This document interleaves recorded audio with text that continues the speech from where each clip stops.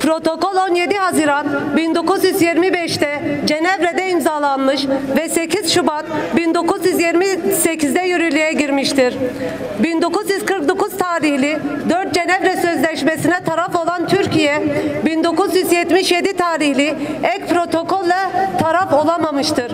Göstermiş olduğu gerekçelerden biri Türkiye'nin jeopolitik konumu ve etnik çeşitliliğinin olmasıdır. NATO'nun belirlemiş olduğu 16 sorunlu bölgeden 13'ünün Türkiye'nin çevresinde bulunması, Türkiye'nin daha fazla uluslararası hukuk düşüncesinin benimsemesini gerekli kılmaktadır. 1977 tarihli ek protokol sözleşmelerin uygulamasında yaşanan eksik ve aksaklıkların giderilmesi amacıyla hazırlanmıştır. Uluslararası bu kurumların sessizliğinden cesaret alarak Güney Kürdistan işgalinde aleni bir şekilde kimyasal silah kullanmaktadır. Güney Kürdistan'ın topraklarına yönelik Türk Devleti'nin başlatmış olduğu ve halen devam etmekte olan işgal operasyonlarında uluslararası hukukta ve Cenevre Sözleşmesi'nde yasaklı olarak tespit edilen kimyasal silahları kullanarak savaş suçu işlemektedir. Nisan 2021 yılından bu yana sistematik bir şekilde kimyasal gaz, taktik nükleer silah, termobarik bombalar, hardal gazı gibi öldürücü, boğucu kimyasal silahların kullandığı yayınlanan bazı görüntülerde de açık bir şekilde görülmektedir.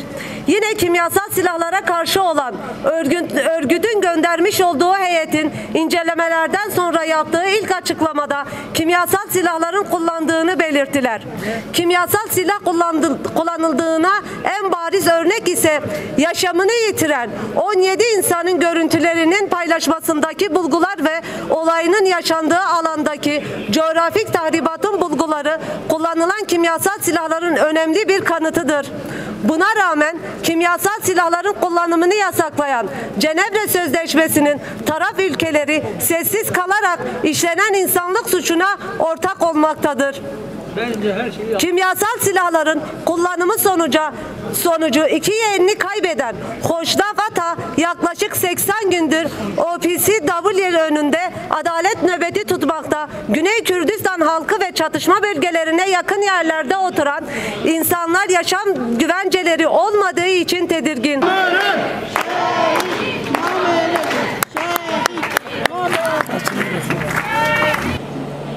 Her gün başka bir parti değiştiren bir şahısa senin bir çocuğun var, bu olmaz, yetmez. PKK'liler 5, 10, 15 çocuk yapıyor.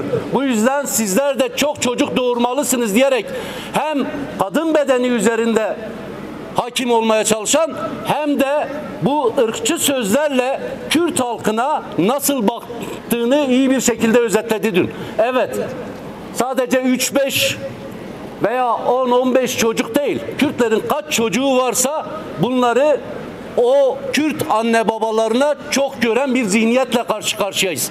100 yıldır Kürtlerin 5-10 çocuğunu çok gördükleri için kimini Van'ın sınırlarında katlediyorlar, kimini cezaevlerine atıyorlar, kimilerini siyasetten uzaklaştırıyorlar, vekilliklerini düşürüyorlar, kayyum yapıyorlar ya da işte bu olayda görüldüğü gibi kimyasal silahlarla vahşi bir şekilde katlediyorlar. Bugün Milli Savunma Bakanlığı bir açıklama yapmış. TSK'nın başarısını gölgelemek için iftiralar atılıyor, orada kimyasal silahlar kullanılmadı diye.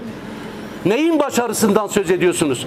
Kürtlere yaptığınız katliamları, Kürtlerle ilgili bu ülkenin bütün kaynaklarını savaşlara ayırarak mı siz başarı elde ettiğinizi zannediyorsunuz? Katliamlarla mı övünüyorsunuz? Bu insanların ekmeğinden kısıp, rızkından kısıp insanları katletmek mi sizin başarınız?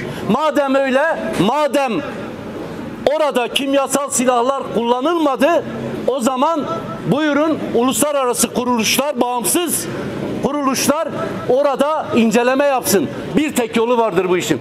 Kürt sorununu savaş yöntemleriyle, bu ülkenin kaynaklarını savaş silahlarına harcayarak, kimyasal silahlara harcayarak çözemezsiniz. Bu savaşın bir tek yolu vardır, o da barıştan geçer. Kürt halkının haklarını tanıyacaksınız.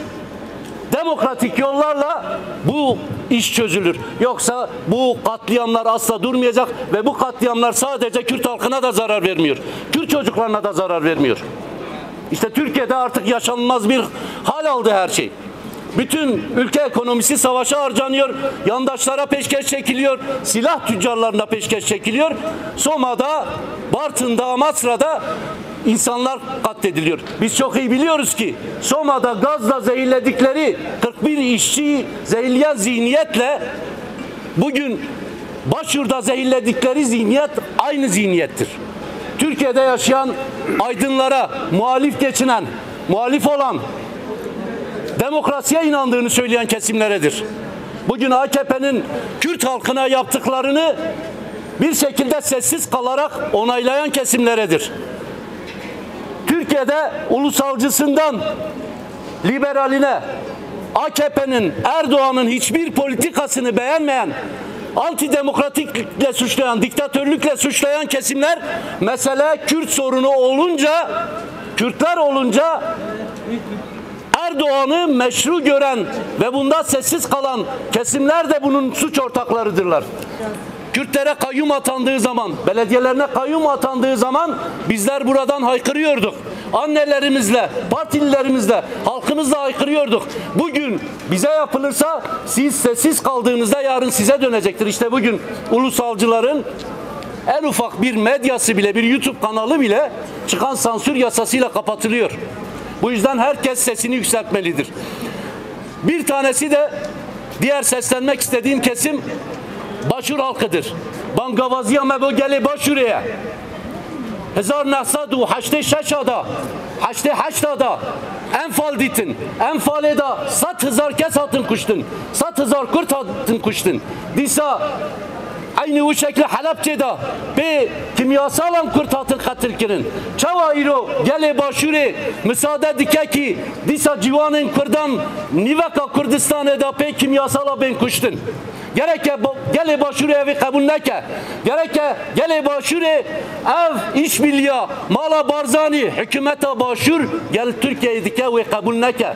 Ev Kürdistan jibo civanın Kürdan ve dere disa pe kimyasalan bena katil kirin ne ata standın. Ve dere statüya Kürdistan'ı jibo katliama disa Kürdan ne ata standın, ne ata hava kirin. Gerek herkesek Başur'e hember van faşistandacı işbirlikçiye vadacı denge kabilind bike. Em bangavaziye bu gelen dikin. Em bu hükümete de işbirlikçi nakin.